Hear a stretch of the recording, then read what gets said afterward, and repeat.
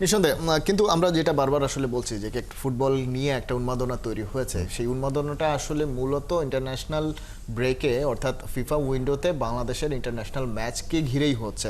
আমরা সিঙ্গাপুরের বিপক্ষে এই ম্যাচটাকে ঘিরেই তো সব ধরনের উন্মাদনা তৈরিটা হয়েছে, কিন্তু চ্যালেঞ্জটা আসলে যেই জায়গায় এই উন্মাদনাটা ধরে রাখাটা, অর্থাৎ এই যে হামজা চৌধুরীর কথা বলি কিংবা সমিত সোমের কথা বলি, খুব বেশি তো আর ম্যাচ তারা বাংলাদেশের হয়ে বা বাংলাদেশে এসে খেলবেন না।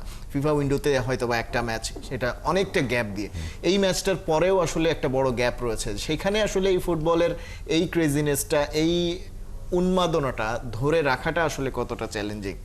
It will B a big challenge Khaled, কারণ আপনি দেখবেন ফুটবল কিন্তু ক্লাব বেসড খেলা।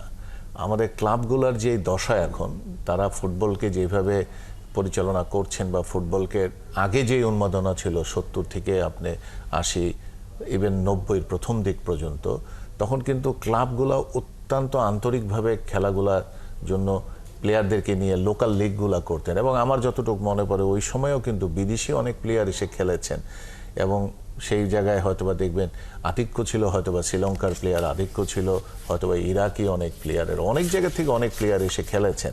কিন্তু আমরা গত 10, 15, 20 বছর থেকে যা দেখেছি যে অনেক নিম্নমানের বিদেশি প্লেয়ার এনে আমরা কিন্তু ফুটবল লিগগুলা চালিয়েছি।